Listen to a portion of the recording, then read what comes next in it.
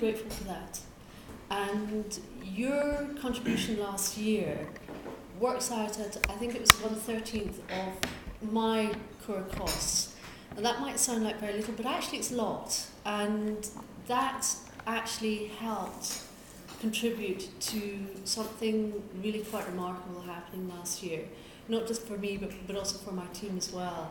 We achieved something truly remarkable last year, and in fact we managed to make things happen that we hadn't even anticipated. Some magic happened there, without a doubt. And in a way, we did this as a group of lawyers who broke all the rules. and I think that's partly how we managed to move very, very fast. It was absolutely apparent to me from the very outset that if I played by the normal rules of the game, by setting up just a campaign or by engaging the UN through the normal processes, this would take many, many years. And I wasn't interested in taking many, many years. I wanted to move very, very fast. Now, I'm aware that one or two of you weren't there the first time round, and I'm wondering whether or not, would you like me to just give a little sort of say about what I do as a lawyer with the law of ecocide? Okay.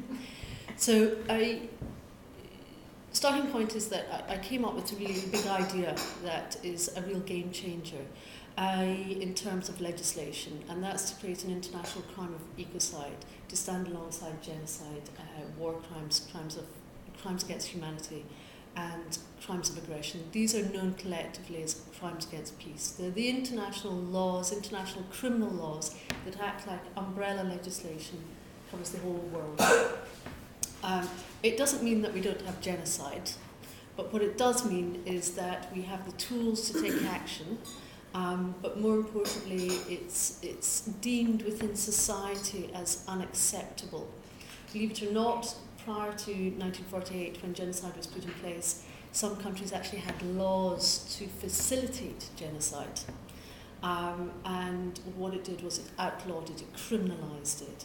And I'm saying that ecocide, which is mass damage, destruction to a loss of ecosystem, stands at that same level as an international crime, and that we outlaw mass damage and destruction. And mass damage and destruction, which unlike genocide, is often driven without intent. Genocide was a crime of intent, for sure, but ecocide often, not always, is a crime without intent. Corporate ecocide, which is one type of ecocide, is often a secondary, it's a crime of consequence. It arises out of the pursuit of profit without looking to the consequences. And one of the reasons that I came to the conclusion that we needed an international crime of ecocide was the recognition that law has created part of this problem. We have created laws along the way that haven't looked to the consequences, and that are very much governed by permaculture principles, where you have a problem, very often you can find the solution. And that if law has caused this problem, law can also create the way forward, the bridge to get us into that world where we no longer create enormous profit out of damage and destruction. And I genuinely believe that can be done. And I subjected that to intense legal scrutiny. What I came up with was a fully worked proposal for an international law of ecocide, and that was submitted into the UN Law Commission back in April 2010. Since then, my world was turned upside down in a very big way. And it's been a truly remarkable journey in many, many ways. But over the last year in particular, we have had quite a remarkable success. And this has really been the most important thing that's come out of it, is that we have engaged the UN, the United Nations, very fully on this, and UNEP as well, as one of the key organisations that is part of the United Nations. Within the UN, we now have a fully working group, they're known as, on crimes against the environment, and UNEP have now set up an advisory board that feeds into that, and another organisation that exists as well that feeds into this. Half of that board that actually sits and advises into the process are personal allies of what I'm doing, and people that I know very well. they are fully briefed on this. So last year, a lot of what we were doing was we were putting in foundations. I spent a lot of time dealing with the top down, where I was dealing with governments at the very top level. When I say that I broke rules, I literally sought out the fastest route to get in there to speak to the persons of influence. Persons of influence aren't necessarily people in power. They can be the gatekeepers. Very often they are gatekeepers. They are people who aren't necessarily in the public domain, but they are the ones that can open the door to the persons of power. And so there were an awful lot of closed-door conversations had with governments, parliamentarians in many countries right across the world, and also closed-door meetings within the UN itself. There were also public platforms as well. Louise, who's one of my team, one of the lawyers, she dealt with a lot of the international legal engagement. We have the international legal world is completely on board with this idea. And that is absolutely wonderful that we have that acceptance of its testimony to standing up to legal scrutiny, but also, most wonderfully, is that we can fast track this. And that's in part as a result of research that I commissioned University of London School of Advanced Legal Studies to undertake, to research the fact that we had one document that suggested that a law of ecocide was going to be made an international crime in the mid-80s to the mid-90s. And they went down into the basement of the United Nations in Geneva, and what we discovered wasn't just a couple of documents, but in fact we have 2 lever arch files this thick now, full of documents that give us the primary evidence, the paper trail, that actually shows that there was a whole lot of drafting between 1985 and 1996 to have ecocide included first time round as an international crime against peace, when there was a process that was in place at that time to codify the existing ones. It was pulled at the 11th hour for a number of reasons. But what's most important is that the majority of countries supported it back then, and it was pulled in the most unorthodox, non-transparent way. However, we do have the minutes of that meeting. And what we did was we made that public. There was a research paper that was put out into the public domain, and that's been fed out. And we've provided the paper trail, we've made it very easy. And now the working group for crimes against the environment has been reinstated, that originally existed until 1996 when it was closed down. Hello.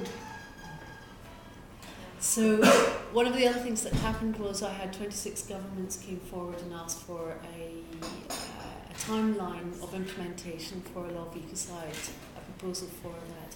And that document we took not just to the 26 governments, but to all governments right across the world.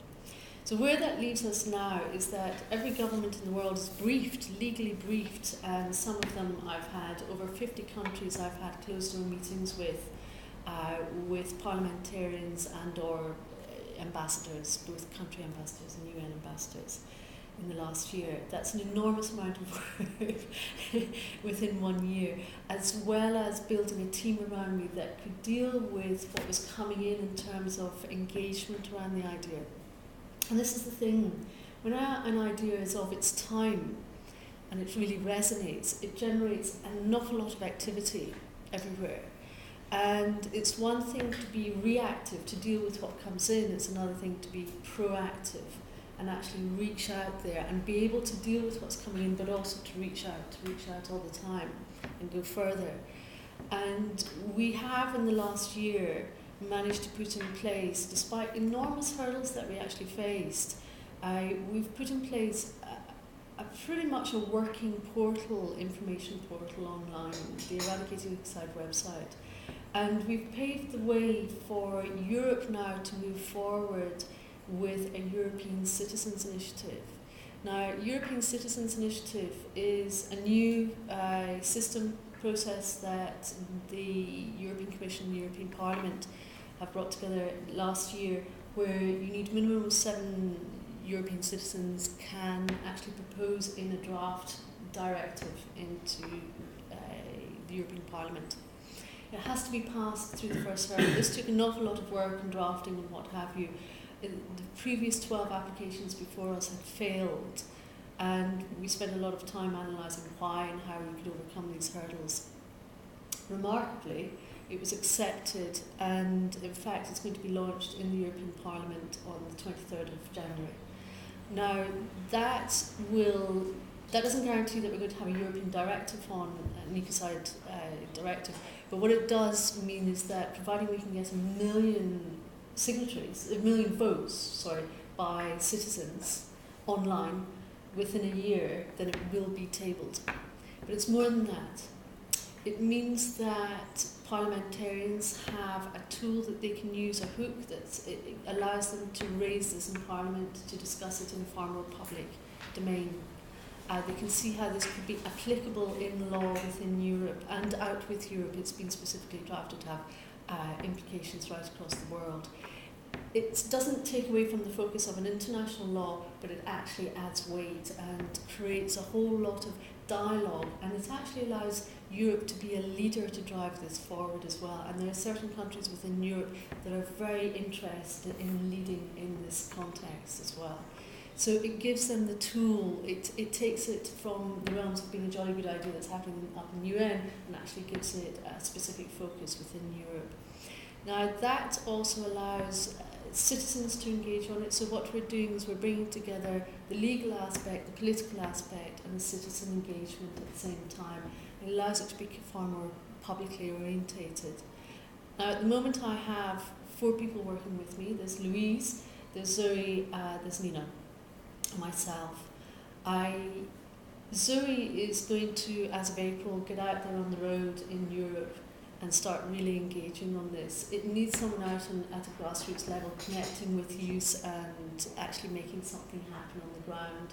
It's one thing to say, okay, I've got 1 million votes. It's another thing to actually get people stimulated to enter into dialogue, bring it up with their parliamentarians and start that whole narrative happening.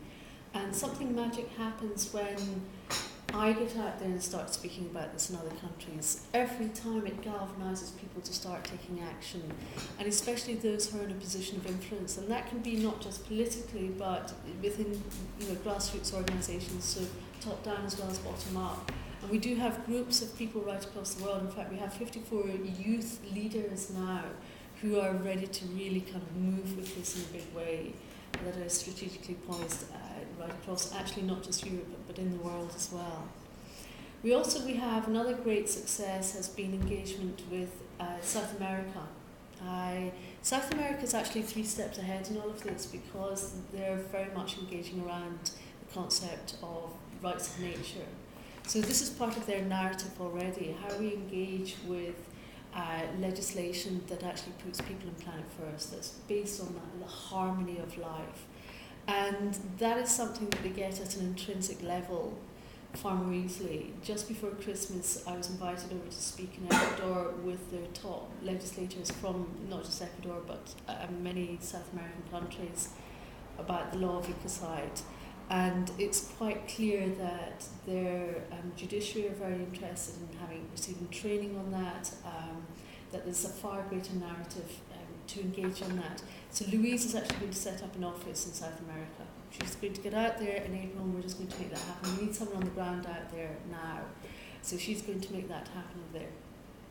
Myself, I'm very interested now in engaging with business in a big way. One of the things that we really need to do is, now that governments are briefed, now that this is coming through as a European Citizens Initiative, as a European directive, that we start engaging business on how a business will benefit from this and how this provides a golden opportunity. It's about jobs, it's about actually fundamentally shifting the flow of money. And this is the interesting thing, because I'm very interested in the flow of money. And of course this is what you are engaging in, is the flow of money. You're flow funders and what you do as a funding network. And I'm very interested in that in the business context, how we actually create laws that, instead of money flowing into damaging destructive industrial activity, enables and empowers flow of money to go into the sustainable businesses of the new world. And this is very much, it's a shame that Karen's not here. Before Christmas, when I was speaking with her, she said something that really resonated with me. The idea that it's not game over. In fact, it's very much about game on. And this is about us creating the new rules of the game. And that's hugely important here, because it is about writing the new rules of engagement, new terms. How do we engage bank investment? Well, that's already been written in book number 2. I've rewritten World Investment Bank rules that are in alignment with the law of ecocide when that's put in place. And we know it's a matter of when, not if now. I've given a timeline as to how I've proposed this could play out, and play out very fast. It may well be that timeline's out, who knows? But nevertheless, it is a proposal that I think is workable, and we do have a window of opportunity to move here very, very fast, and that's what's so wonderful about this. It is a remarkable journey.